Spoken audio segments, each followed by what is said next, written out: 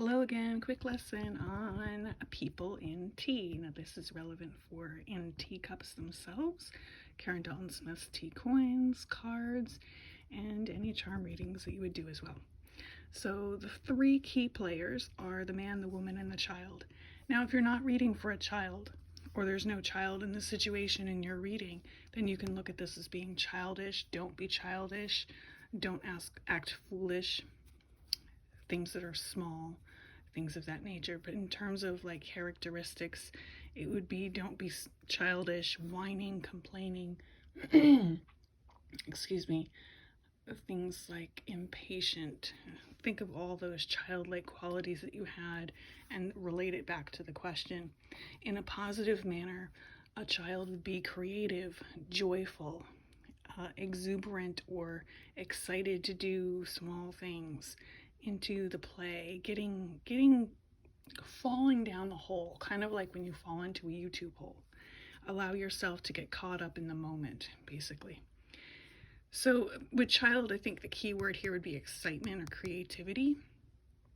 With man, it would be more, this could be the actual person. If you're reading for a man, that would be the man. But in readings where it's not the man, it could be a person around around the man. And this, for either of the people, it could be that person around them, and the charms or cards will describe the characteristics of that person, but more likely they're describing traits or what we should do.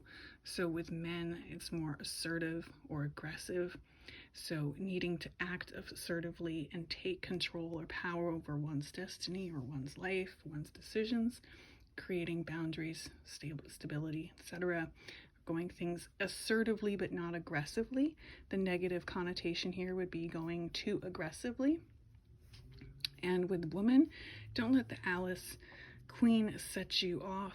Just because she's screaming, because she's the Red Queen, does not mean anything in particular. The woman is still supposed to be about gentility, compassion, empathy. So think about things from another point of view. Think of the way you would deal with a child or someone who needed compassion, being gentle, having your manners, taking a step back, and the opposite of being assertive. In a negative way, she can be passive aggressive, she can be bitchy, she can lack empathy. So those are the three main characters. Now, but there are other people in tea, like Lenormand. There can be all these other characters. And if you're reading a grand tableau, that's where all of these characters come into play as people.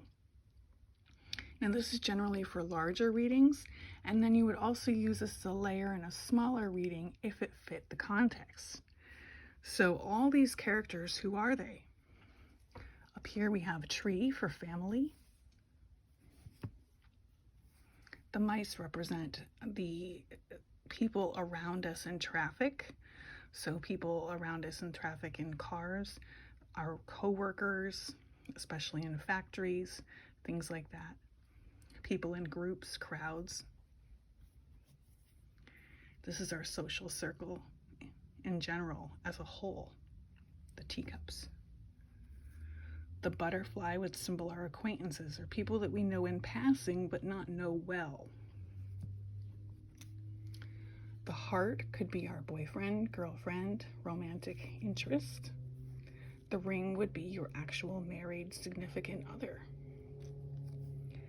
The eagle can be the leader, the boss. The peacock, the star of the show. The moon for the counselor, the one that you go to for wisdom and advice to a certain extent. The person that you go to for comfort, I think, is more that, a little better way to phrase that, because the cane is the advisor. This is the wise person that you would ask questions to. So either of these could be counselors. I think of this as more as the wise person as well as the pipe, whereas this is more of the comfort person. And this would be your mortician. The cleaner. Tornado. The angel would be your spiritual advisor, your clergy person. The frog can be your doctor. The lion can be the other man. It can also be a leader in business or a boss. But depending on the reading, it can be the other man or the other love interest. This is the tradesperson. This is another woman as well, and not in a romantic other woman phrase, but like man, woman, who are other friends specifically, or interest parties. But a cat is another female, often a catty female friend, or it could just be a female friend. Mermaid again can be a female. This is often referred to as the devil in the blue dress, but she gets a bad rap. But she can also be the prostitute, the hoe, the other woman, the one that you're being cheated on with. But she can also be the drinking buddy, the sloshy one, the party animal. But she's also the one who brings safe passage. So I could see this as being a traffic director as well. Now, just laugh at that interpretation. Kind of use your imagination. The dog is a friend in general, and the rose often symbolizes our mother or grandmother.